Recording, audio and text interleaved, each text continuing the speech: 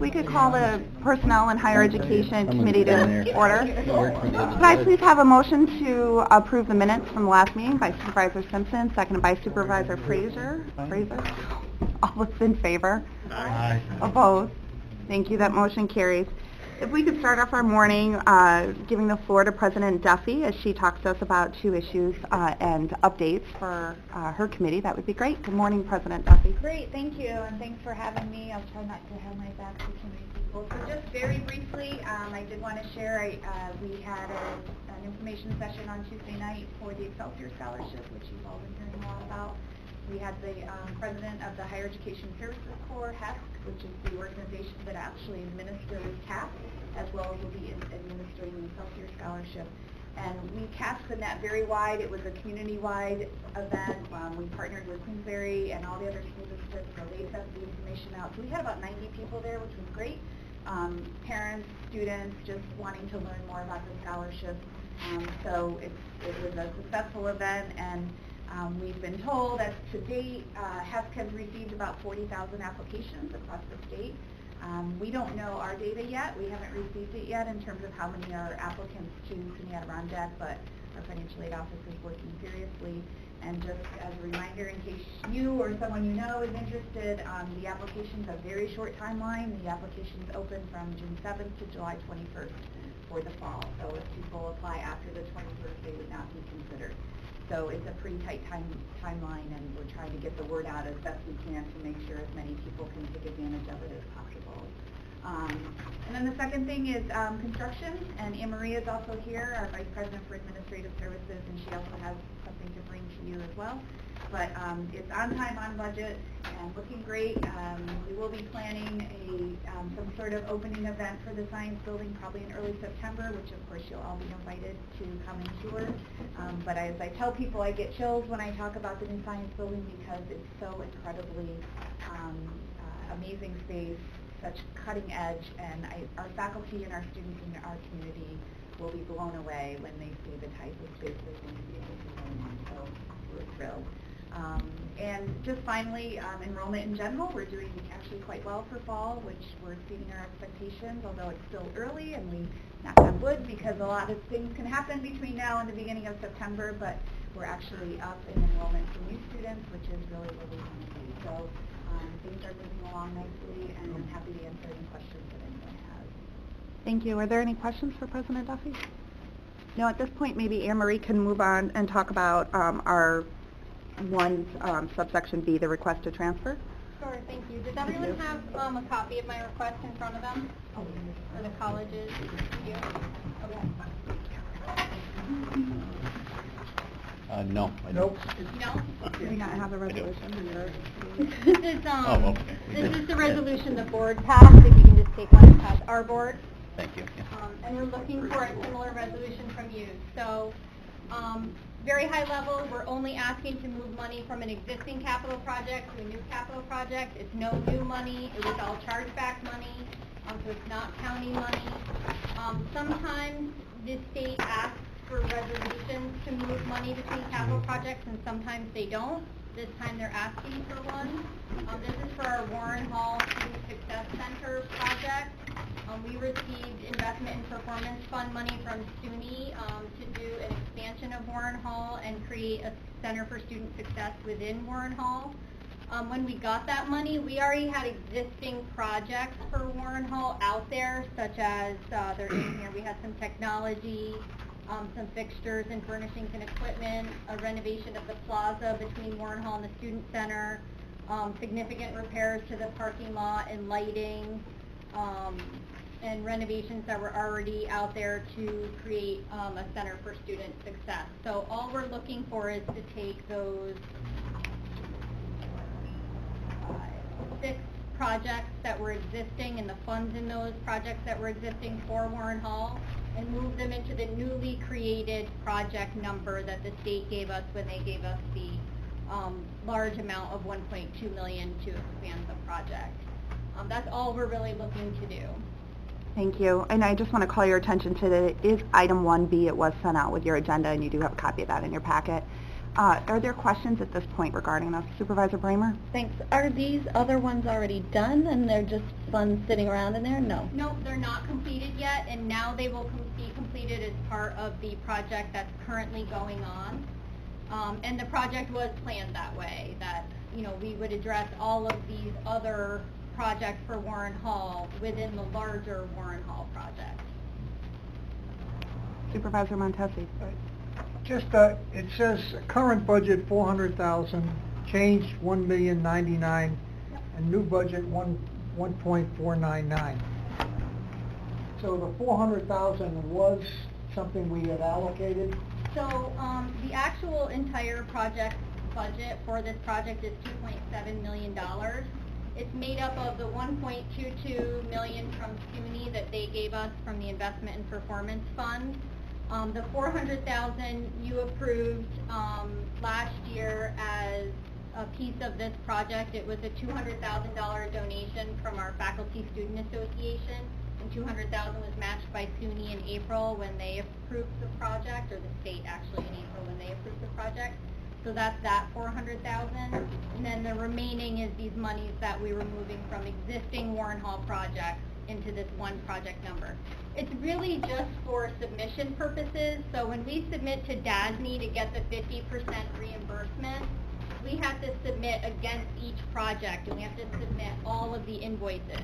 We now have 4 contractors on the project. They're going to submit 4 invoices. It is an incredibly onerous task to try to break those invoices out across 6 different projects. Not just for us, it will be for DASNY also. And they have also asked us to do this. Supervisor Bramer? Thank you. Why are we only taking the 1,099,000 and why aren't we taking the entire 3.3 million and shoving it down? I don't understand. Because there are other things in those projects. So each year, SUNY basically gives us 1, maybe 2 project numbers, but within those projects, there are several little projects, and then they wrap it up into 1 number per year per college. Okay. So the other items in there, they stay in there. And they're not for Warren Hall, they're for doing other for other things. things. Okay, Yep. okay. Great question. Supervisor McDevitt? At the end of the day, thank you. If you, let's assume you come in 10% under budget, which would be great. Yep. And, that 10%, are those funds funneled back or to the appropriate parties or not?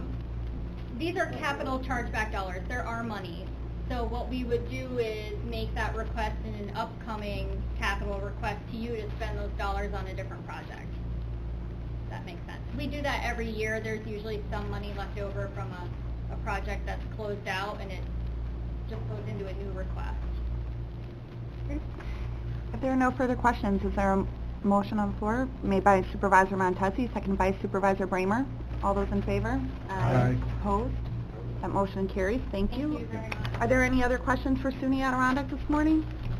Thank you, ladies, for coming. We appreciate it. Have a good day. Thank you. Moving on to item 2. For our Human Resources, Dennis here today, and I'm sure can answer any questions that you might have regarding your review of the report of tracking of vacancies filled, and request to approve the revisions to the Warren County the ADA compliance Section 504 policy. Trish, did you want to add anything to it, or Jen? I didn't know if you knew that. Oh, I didn't see Amy. Hi, Amy. Amy, would you like to touch on this topic at all? Sure. I'm filling in for Jackie today. The request is to approve revisions to the Warren County ADA Section 504 policy. And this is something I believe Supervisor Seaver brought about earlier in the year. And it relates to employees requesting accommodations to their work site in order to perform the essential function of their jobs. And in your packet, there's some wording there. And what we're proposing is that this language be added to the policy along with 3 forms. One that the employee would do asking for the accommodation that would go to HR, and then HR in my office would have a conversation about it, and then some tracking forms of yes, this is needed, no, it's not. This is what we propose, whatnot. The big piece though is the funding And Jackie's proposing, I believe it's 1,500 from some accounts that you see fit to end the year with. We don't know what's out there. We don't know what accommodation will be requested. So we're really kind of guessing at this. And then when budget season comes, she would ask for that. And there's a blank in the account. I don't know what the treasurer will call that account when it's created, but that's the gist of it. And we actually had an accommodation request from an employee while we were developing these forms, so we used the accommodation form. It works great. And then Jackie found the funding somewhere to make that reasonable accommodation. And we certainly appreciate the work you've done, as well as Jackie, on this. You may all recall that we did have a situation, or a couple of them previously, where these monies were in individual department budgets, and it required the employee to go to their department head, and sometimes if there wasn't money in the budget, it didn't always go as smoothly as we would have liked. For someone who had a medical note, maybe they needed a stand-up desk, maybe they needed a certain chair, but many times that information was given to the department head. It was determined whether it was in the budget or not, and what some of the problems were is we really wanted to utilize both Amy's office and our HR department to have a confidential conversation with that employee, respect their medical background, and be able to filter that through a centralized office so that you had a checks and balances to that, but also a separate funding source, so it wasn't coming out of the department head's budgets, but also so that employees felt very comfortable in saying, I have this medical need, I need some help with this, and we wanted to provide equal access. And this came up during the same time when we started talking about the employee tuition reimbursement and really needing to streamline these processes. So Jackie and Amy have been working on it for several months, and have come up with a very impressive but simple centralized process for our employees to feel comfortable in asking for that help when and if it's needed. Are there any questions regarding this form or the process? And I'm sure many of you recall it, but wanted to make sure we had an opportunity to talk about it at committee. So I guess what we're looking for at this point is a motion to get this on the floor to send it over to Finance for a source of funding. So made by Supervisor Simpson, seconded by Supervisor Frazier. All those in favor? Aye. Opposed? That motion carries, and we'll send that on to Finance for a source of funding. Thank you. If we go on to item 3, this is a referral from our county facilities, building and grounds, a request to amend the table of organization and salary schedule to create the position of building maintenance worker, temporary grade 6, annual salary $30,187, effective July 24th, 2017. Could I have a motion to get this on the floor, please? Made by Supervisor Simpson, seconded by Supervisor Montesi. Is there any discussion? Hearing none, all those in favor? Aye. Opposed? That motion carries. Thank you. Moving on to item 4, referral from the Criminal Justice and Public Safety Committee in the District Attorney's Office. This is a request to amend the table of organization and salary schedule to decrease the salary of the First Assistant DA from $99,220 to $93,000, effective retroactively to June 20th, 2017. Motion on the floor made by Supervisor Bramer, seconded by Supervisor Montesi. Is there any discussion? There'll be a lot of more changes coming from the DA, so we'll Correct. just have to deal with it. Right. Supervisor McDevitt. Yes, just maybe tying into that salary reduction. There's a number on here for our district attorney. It's $183,400. Do we, as a county, have any input or any control over that number? You ask a very good question. I don't... We don't. Where are you seeing that State number in the set- second state page? sets that. However, I believe our budget officer has addressed this recently, and I'll give the floor over to Frank so that he can clarify what's paid by the state and what's paid by the county. The DA's salary, about $150,000 paid by the state. The increase last year was paid by the county, and I think the increase this year is paid by the state.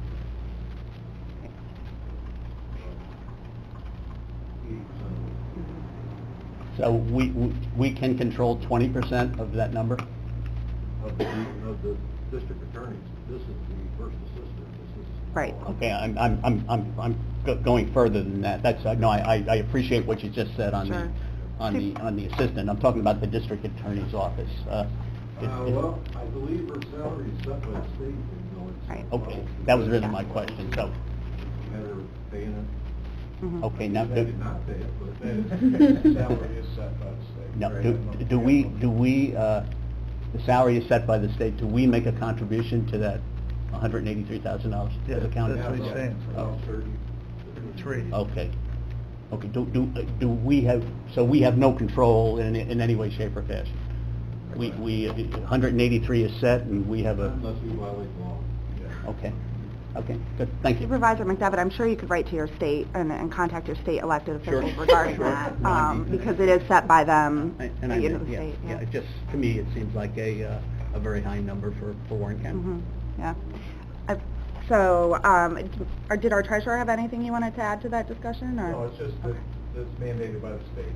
Okay. There's no, we have to pay it. Maybe a relatively low number for New York City. That's right, Right, exactly, right. exactly, yeah. Well, but getting back to the, Across the state, that's not one salary for all VA. That's prorated across the state. correct. Oh, it is? Oh, yeah, Yeah. there's several categories that are set up for that. And we're in one of the bottom ones. Mhm. It does vary. But getting back to our first assistant salary, are there any other questions regarding item 4 before we take a vote? So hearing none, all those in favor? Aye. Opposed? That motion carries. Thank you very much. Number 5, the referral from the Health, Human, and Social Services Committee in Social Services, a request to amend the table of organization and salary schedule to create the position of community services aide. Our hourly wages here to be determined, effective July 21, 2017. Can I have a motion to get that on the floor? Supervisor Simpson, seconded by Supervisor Frazier. Is there any discussion? Trish, would you like to address the committee? I'd just like to say quickly that we are reviewing this title, and when you see the actual resolution packet that comes out, it's the scope that was described in your committee is correct. We're just looking at whether it's correct within the title to have a classification. So you may see a different title, but it's exactly as it was described in terms of scope and work. Excellent, thank you. Are there any questions, discussion? Hearing none, all of those in favor? Aye. Opposed? That motion carries, thank you. Item 6, a referral from the Support Services Committee from Information Technology, a request to amend the table of organization and salary schedule to delete the current position of Analyst Programmer number 1 and create the new position of Programmer 2, annual salary of $55,000, and this would be effective on July 24th of this year. And that motion is made by Supervisor Montesi, seconded by Supervisor Bramer. Are there any discussions or questions regarding this? No? Hearing none, all those in favor? Aye. Opposed? That motion carries, thank you. There's a couple pending items that we'd like to discuss, and right before I get on to our discussion regarding our self-insurance pickup from our last meeting, I just wanted to quickly, Kevin Garrity, as our acting county administrator, has one quick item he would like to discuss with Personnel Committee. There's a potential that the board, we should start Employee of the Month program again, something we can do for our employees from the board, the supervisors. I know we're limited in the scope of what we can do with public funds, but certainly Amanda brought this to my attention, and we're working with Brian to get approval from the state and find out what we can do. But I think it would be a nice gesture from the Board of Supervisors if we recognize employees, an employee a month, or maybe 1 or 2, depending, and offer them some special privileges, whether it be a parking spot for 30 days or something like that for outstanding service. So I'm going to be working with Amanda and try to come up with some kind of type of program that we can institute. And this was a direct result of them going to the off-site course that they learn, management skills course, and they brought this back, and I think that's great that, people are going to the course and they're coming back with ideas to improve our morale here at the county. So I just wanted to bring it to the committee's attention, and it would come from the Board of Supervisors in the future, so we'll work on this. Thank you. And again, another positive result from our performance evaluations and encouraging all of our department heads to attend these trainings. I know Supervisor Frazier in the past has also mentioned perhaps an employee picnic. It got a little bit of traction a few years back, and I know we weren't able to make it happen, but maybe that's something, Kevin, we could ask about and see if that's something we could do. I know our sheriff was very supportive of that and using the kitchen over at the jail and whatnot too. Okay. So. Supervisor Sokol? Thank you, Madam Chair. I think a parking space is wonderful. However, a donation of sorts, I don't mind doing anything from our restaurant, perhaps a gift certificate. If there are other businesses that would like to do things, I think a nice little basket of something, kind of like the Teacher of the Week that they do at the schools, something fun other than a parking. I like those ideas. So I think if, as a committee, if you guys have any suggestions, maybe an email over to Amanda and Kevin, and, you know, I'm sure collectively we can all come up with great ideas on how to recognize the hard work of our employees. Thank you. And at this point, if we could turn the meeting over to Matt Schuett to talk to us a little bit and answer any questions we might have. We were hoping to be prepared today to have a discussion regarding our self-insurance. Good morning. Morning. Thank you. All right, so I think I promised last time not to torture everybody with 90 minutes of self-insurance talk. So, but what I have in front of you is just we don't have a real formal agenda. This is kind of just something to follow along loosely with. So I'm just going to review quickly what we did on the 14th and 2 weeks ago, and then open up to questions and hit a few items. But really, the purpose of this, is my understanding, is to kind of jumping off point from where we were last time and having a couple weeks for this body to think about it and ask questions from there. So what we covered last time, we did an overview of self-insurance again, your current situation versus self-insuring the entire population, looking to plug the holes, looking to, number one, looking at providing reinsurance or stop loss on prescription only. That was option one, and/or option two was bringing it all in under one self-insurance plan, medical and prescription combined. So we looked at those, and even, of course, just staying the course, combining, where you're staying the course with your current minimum premium contract. Supervisor Montesi. A question, when you talk about the self-insurance, the program of prescription, at what point would you recommend that we have the overinsurance or underinsurance? In other words, if it's 100,000, 150,000, what's the number? What we presented 2 weeks ago, if it was just standalone, so your current situation with prescriptions being self-insured and getting a policy on top of it, a stop-loss policy on top of it, that had a $100,000 line on it. That'd be specific reinsurance, so any one claimant, an employee, a spouse, a dependent, when they crossed over that amount, the reinsurance would pick up. And that's not an unusual situation that some prescriptions or scripts are 100,000 for cancer patients? Correct.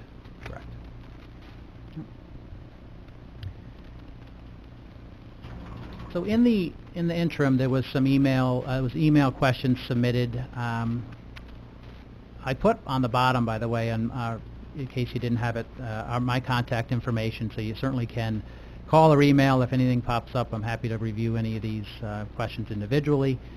But responded to the email questions, were there any additional questions that popped up based on the replies or regarding the questions that were submitted? Anything else that you want to chat about or ask while we're here?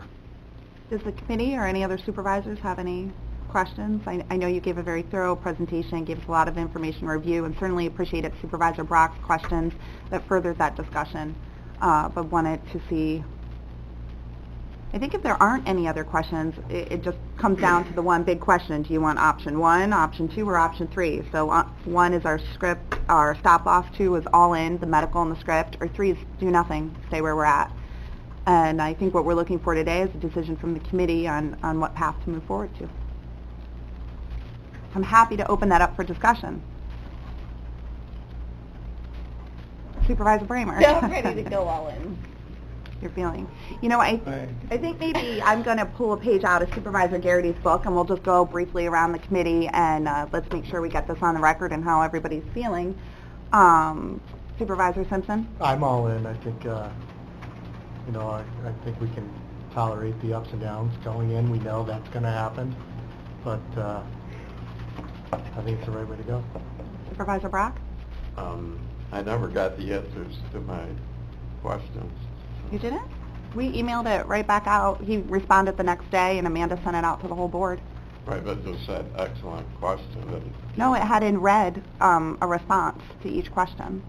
not really. It just said they could do, you could make a projection, but I didn't see a projection. Is it worth spending a little time on that? Yeah, I think if you feel like your questions weren't answered, I think it's important that Matt take the time to answer those. So I'll read the question as presented, and some of them need a little bit more drill down. The data between 2 weeks ago to now isn't 100% ready for market. But so question one, past experience isn't as predictive of future costs if new elements are going to be added in the near and future. This is why I was more concerned with the makeup of our present population, particularly when it is older than average. So if you were to take our present population, add it to the potential new drugs, what might our experience look like? And I did say excellent question because it is. So we have to rely, and the request is in, we have to rely on Blue Shield a little bit with their data that they see, their claim data, to take that data set and project it for the next 12 months. Ideally, we'd love them to be able to go 48, we'd love them to be able to go 24, 36, 48 months out, but they can't take that data and reliably go that far. So that request is in. We weren't able to have it by this meeting, but that request is in. The challenge is, as I had responded, is that it's a little hard to pinpoint it, particularly from the prescription side, because there's so many new prescriptions hitting the pipeline that we don't even know what they are right now. And they're going to be hitting in 2012 and 24, months in the past. But it can give us a idea of what's coming. The only area I would add to it that I didn't respond is your employees, regardless of their age, you own the risk. You kind of quote-unquote own the risk one way or the other. So if you stay in the fully insured arrangement, employees will have claims either under that arrangement or if you move to self-insured. You're going to have claims either way. Ideally, we want to get in front of it and start to talk about more aggressive wellness programs to try to control, try to do the best you can to have healthy population. But my point is, I guess, is you kind of own that risk either way. It's just a matter of when you're insured, going back to where I was last week, if you have high claims, what happens in your next year's renewal, right? So you own the risk to some degree under either scenario. That was question one. Did that answer the question, Supervisor Brock? Really, we're waiting for the results. So. Yep. One thing I would just add to that is that the question says, if you take our present population and add it to the potential new drugs. When you say potential new drugs, you're expressing new hits of new specialty drugs coming on the market.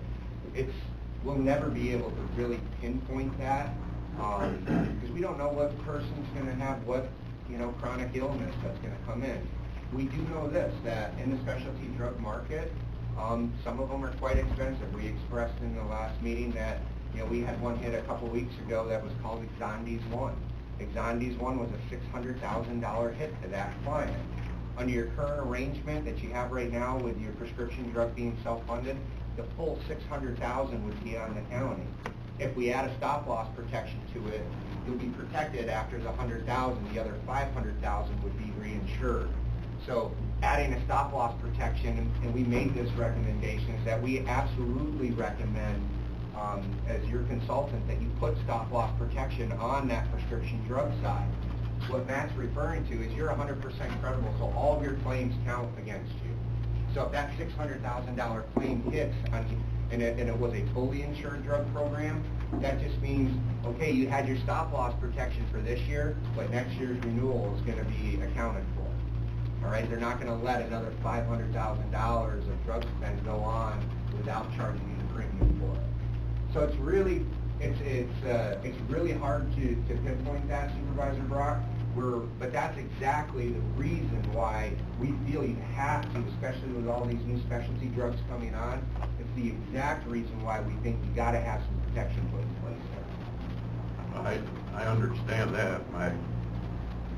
The thing that we have to look at is what if we're taking a risk.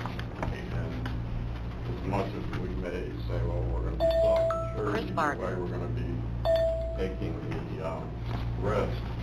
The fact is, a large insurance company has a larger base than we have. Supervisor oh, I'm sorry, am I interrupting it mid-sentence? So this is the first time I've been in something like this where we've taken large risks. I wasn't up here, but down in the city. And every single time I've gone through this, things didn't turn out the way people planned. But the thing is, right now, you have the whole entire risk on you, the whole thing. Right. You're self-funded on the drug. So we're agreeing with you that we want to get an insurer in there above those limits on the drug. Right. Because we want that power to insure those. So you I don't have to understand go all that. I want to see it actually played out. And what if? Supervisor McDevitt? How expensive, what is the premium for the stop loss protection you guys are suggesting? So there were two layers.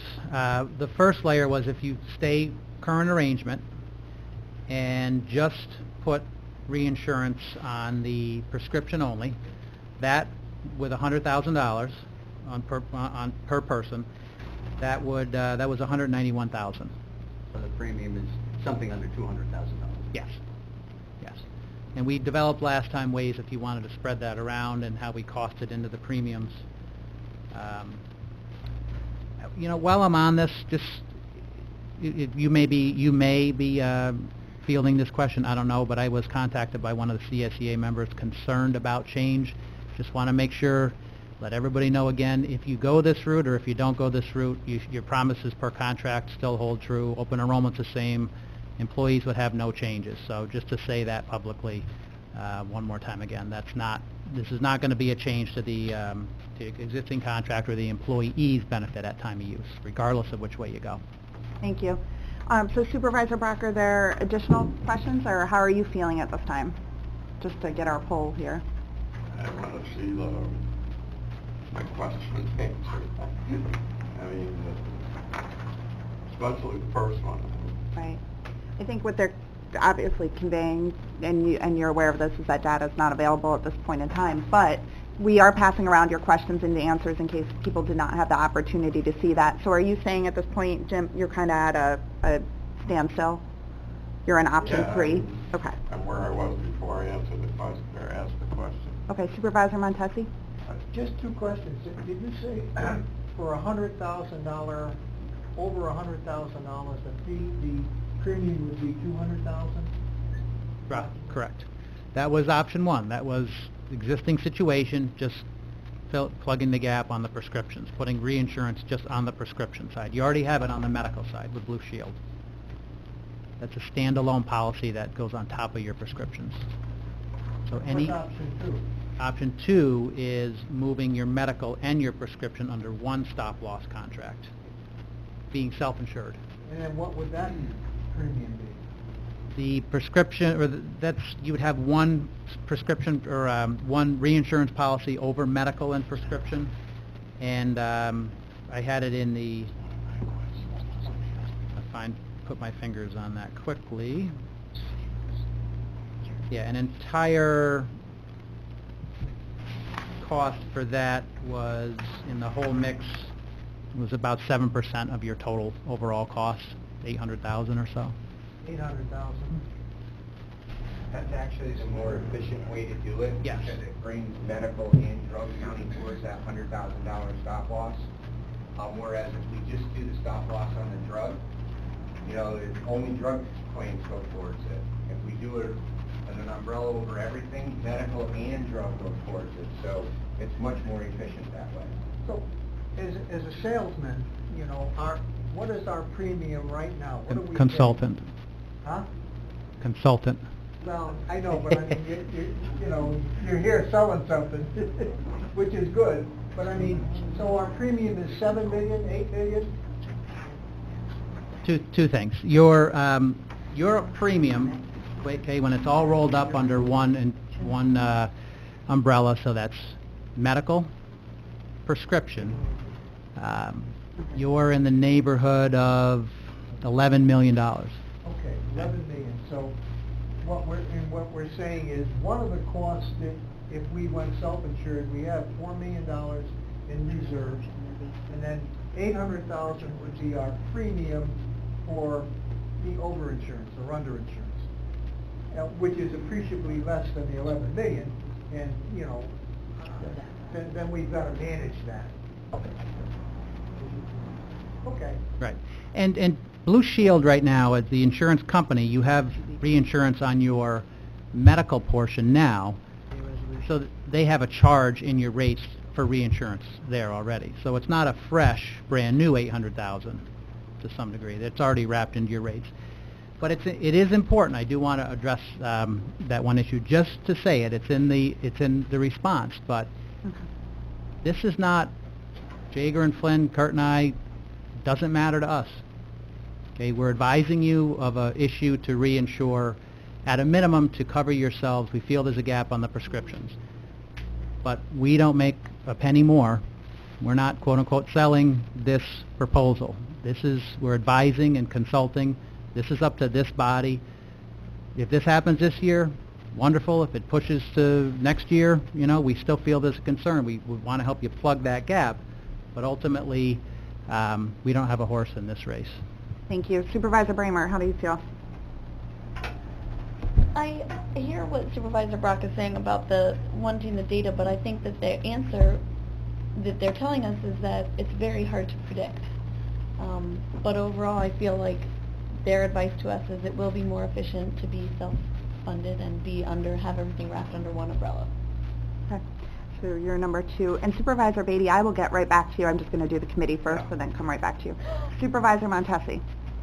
Yeah, I'm comfortable with self-insurance. Both the medical and the script? Yes, both okay. medical. Thank you. Supervisor McDevitt. Those two numbers have put me back into the middle column. I'm not sure. I probably, at the last meeting, I said I'd need a weekend to think about it. I probably need another weekend. That $700,000 or $800,000 number kind of probably still all makes sense at the end of the day, but that's a big number. Yeah. Okay. So I'll put in the 3 stand as it is right now. Supervisor Frazier? Well, I'm in favor of going self-insured. Last time, Mike mentioned to us that this was their plan all along to eventually go self-insured, so I think we have people telling us this is a good thing to do. I think we should at least take some advice from them. They have the expertise that we don't have, so I'm definitely in favor of moving forward with it. Thank you. Supervisor, oh my goodness, I can't believe Hyde. I'm so I'm sorry, in favor Cynthia. of self-insurance. Okay. Thank you. And Supervisor Garrity? Yeah, I'm, you know, this was our goal, and as long as they're comfortable having the information for a year and thinking that we can handle it based on what our budgetary numbers are, I'm for self-insurance. Okay, so at this point, it does look like there's consensus from the committee to move forward, but what I would like to do is ask any other supervisors that are in the room if they have anything they'd like to add to this discussion at this point in time. Supervisor Beatty? Yeah, I definitely think that we should go self-insured. And some of the things I took out of the last meeting was that I believe the comment was of all the groups that you've consulted with or companies that have gone self-insured, not one has gone back from that. They've all stayed self-insured. And I think that says volumes. Mm-hmm. If it wasn't working out for all these different companies, obviously they'd go back. So they haven't done that. It obviously is working out. I think we do have the stomach to have the ups and downs. It's almost like the stock market. There's going to be good years and bad years, but overall the strategy is to stay the long term. So I'm for self-insured. Any other comments? So I think at this point what they were asking for, what I've been told from our clerk of the board here, is that we just needed a consensus from our committee to ask Matt to move forward with this process. Once it's prepared, to come back to committee, and we'll be able to do a resolution that would then forward it on to finance. Is that correct, County Attorney? It is. Okay. And so really that's what he was looking for today. Supervisor McDevitt? Yeah, I wonder if in your evaluation or projections you could, in terms of past history, kind of a chronological history, say in the last decade, okay? Kind of what is the extreme in terms of what our experience has been, in terms of prescription drugs, is also, you know, give me the top 10 medical cases, no names involved, that we have been hit with in terms of kind of an experience-rated type situation. But just in terms of information. Okay. Thank you. Certainly. I would just caution, though, Supervisor McDevitt, that this did come up as a concern when we were looking at different proposals, and some of those medical examples are very specific and easy to identify the employees.